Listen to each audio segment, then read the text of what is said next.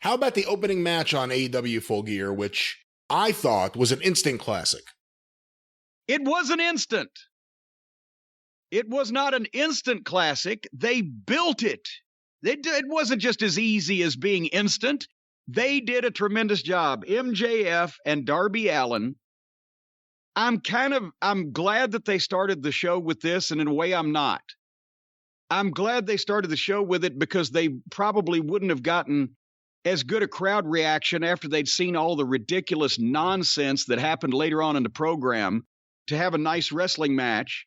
But I'm mad personally for myself that they put it on first because it was all downhill from there. This was the best match that either MJF or Darby Allin have ever had that I've ever seen. And I mean, even, Darby, the car wreck video, before his entrance, I would like to say certainly he didn't really do that. They hired a professional stunt driver from Hollywood and safety protocols were in place. But I guarantee you that he probably really did do that and just took some camera out to what was that, a folded up prison, a closed up prison yard? But I'm sure they did. Yeah, I don't know where he hangs out. I'm sure he just rolled his car twice and crawled out, and the people love him, and you got to like him because when he gets in the ring and he does that stuff. But what would they have said if they'd called Tony Khan and said, hey, we were filming this opening for Darby's entrance video, and he's just blown himself up in the car. We can't find a body or anything. Call Sting. That's what he would say. Sting, can you fill in? But anyway, besides the fact that he seems determined for whatever reason to not only to kill himself now that he's got the highest paying job of his life, he's got that weird appeal. When he came in skateboarding down the ramp wearing a Flasher's raincoat, and it works for him. The people love him. They started with wrestling, ! I couldn't believe right off the bat on an AEW show, they're doing wrestling spots. Then they did, I can't say it was lucha spots. I detected a little maybe Tiger Mask and Mark Rocco Black Tiger in there. There was a little element of the 80s New Japan junior heavyweight division with whether Fujinami or Tiger Mask or whatever, where they're doing innovative moves and they're doing some gymnastics, if you want to call it that, but it's in the frame of a contest. It's in context of a wrestling match. They didn't lose sight of that.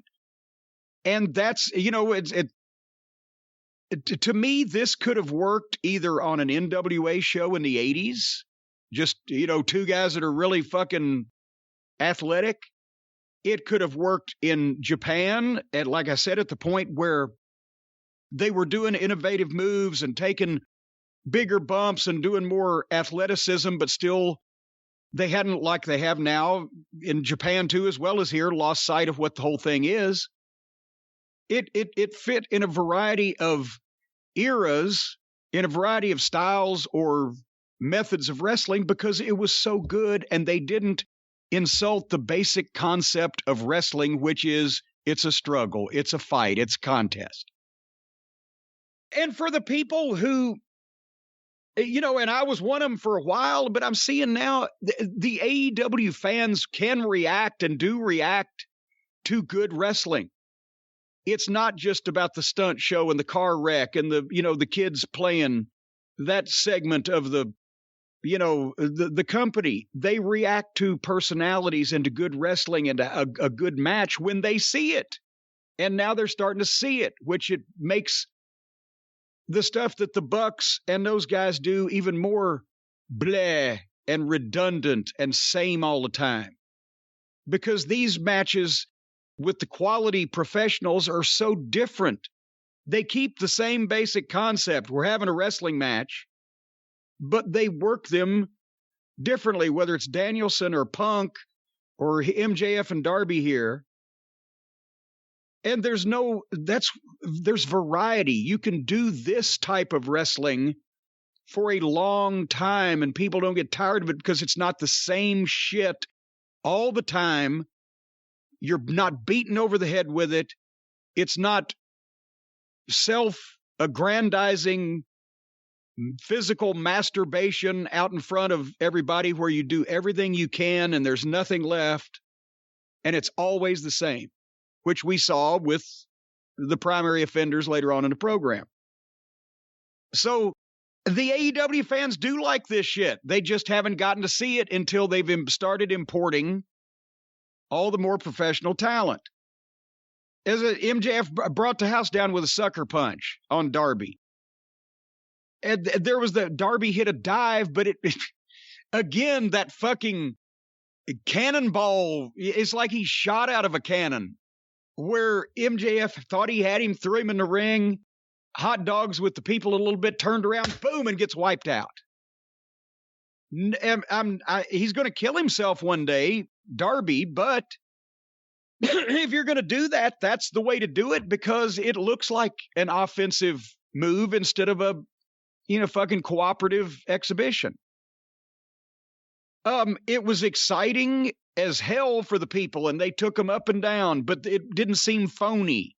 There was no egregious cooperation. They had their game faces on, and the way that they went at each other, I can believe that they didn't like each other. And not only does Darby sell so much better than his level of experience, it looks like, and I'm sure in some case with the bumps he's taken, it's real. It looks like he's fucking dying, gasping for breath. MJF with the backbreakers and did you see the power bomb on the knee? Yeah, of course. That was a little variation on a move that we've seen a million times. You can only do it with Darby because he's 150 pounds. You can't do it with a 230-pound guy. You break your fucking leg, but it looked great. There was a clear heel and a baby face. The crowd was into it. There wasn't anything illogical. Even though they took big bumps, everybody sold the shit. I loved especially the way that MJF told a story all through, that second half of the match. He's selling the leg. He sold the power bomb onto the knee, sold the leg. Darby got a figure 4 on MJF's bad leg, and he's fucking flipping out. He got a big pop. MJF did the tombstone on the apron, which, again, it's apron shit, but that's safer than some of the shit they do because you're in a confined area and movement, but he sold his leg, screaming. And they got a pop when they both beat the count. And, then some more wrestling, the roll-ups, Darby's trying to do the quick pin. The double bridge that late into the match into Darby's Code Red, which got a big pop. People are standing up at this point. The guys are not rushing. They've got a good pace. It ebbs and flows. The coffin drop with Darby on the floor. I don't know what he's trying to do to himself, but he goes for another coffin drop in the ring, and MJF gets the knees up and sells his leg. Boom. Perfect.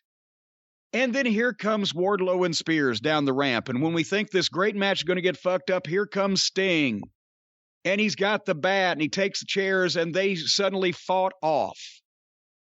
Brian, do you remember one of the things that we tried to record on Saturday when we gave up?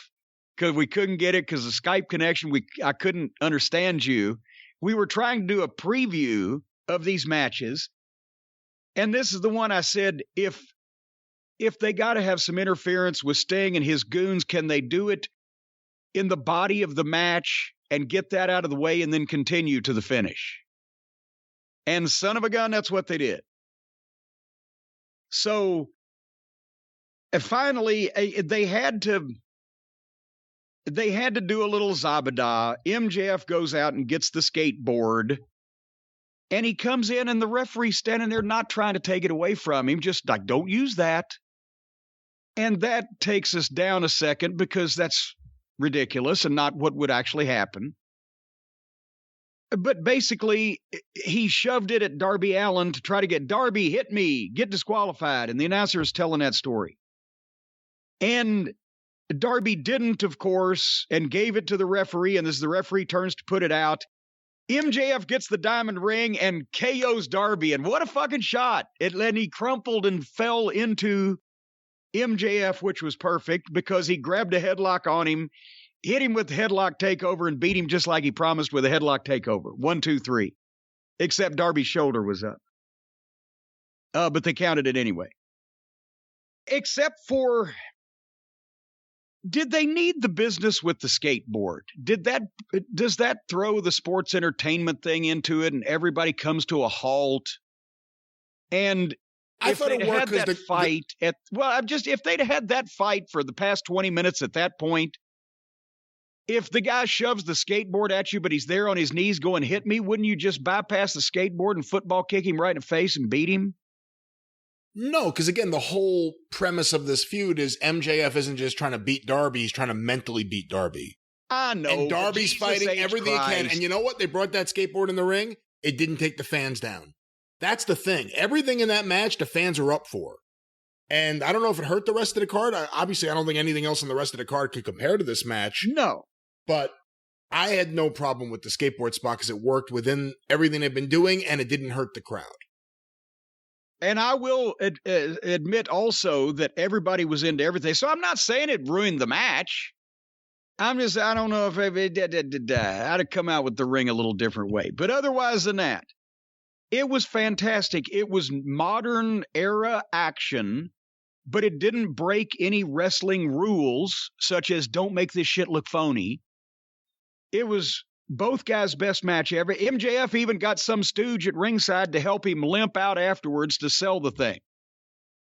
But again, this would have fit in a variety of places back when all wrestling was still professional and people were held to higher standards and guys weren't allowed to just go out and do whatever the fuck they felt like doing, whether it was silly or stupid or not. This would have worked in Crockett. It would have worked in WCW in their good periods. It would have worked in the Attitude Era on WWF. It would have worked in Japan at one point because it was good wrestling with two guys working and taking the people on a ride, and it all made sense. Except, like I said, of the skateboard, I'll give them the skateboard. What the fuck? It's the modern age. But otherwise than that, I mean, you're right. It did somewhat set a precedent that was hard for everybody else to follow. But at the same time, if they'd have put it on after that ridiculous 6-man tag, then people would have been either disgusted or worn out or probably just like, when will this be over by that point? And I think it would have hurt the match. So I'm glad they put it on first. I thought, like I said, it was an instant classic.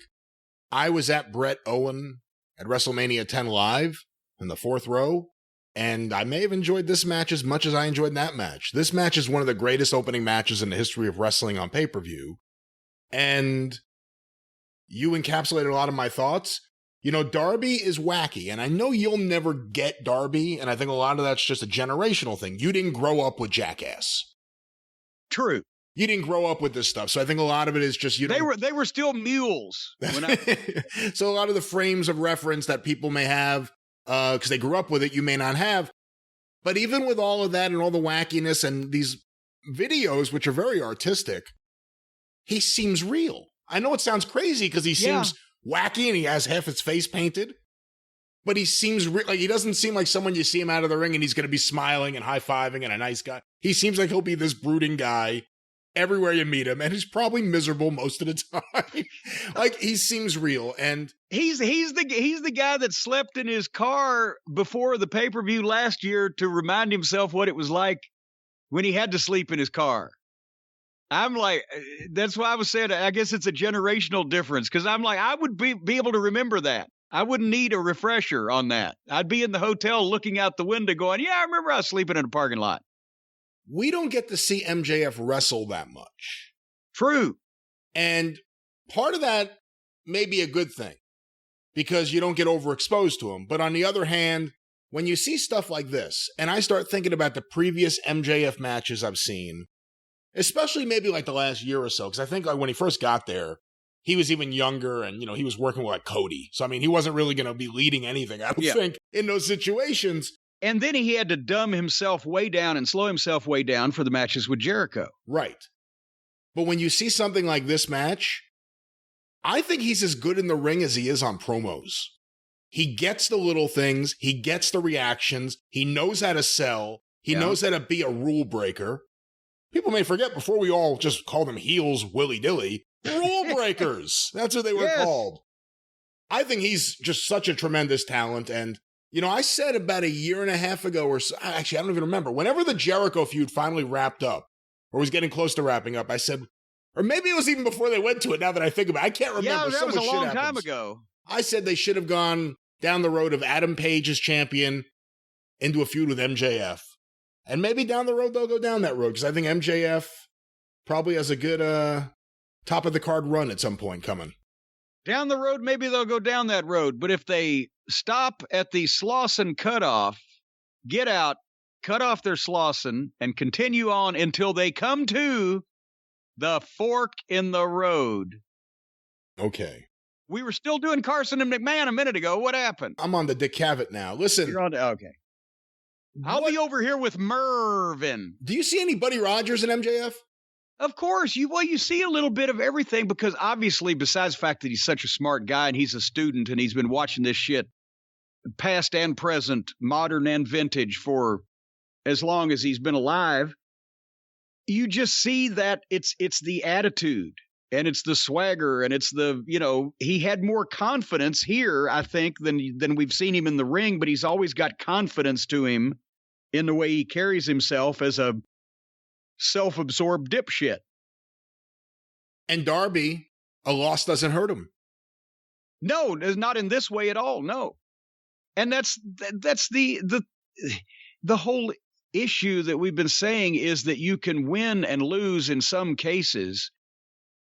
In many cases, if you do it right and everybody comes out looking better, it's just some of these let's trade wins. You win this week, I'll win next week, when there's willy-nilly no long-term thought behind who actually does come out the winner. That's when it hurts.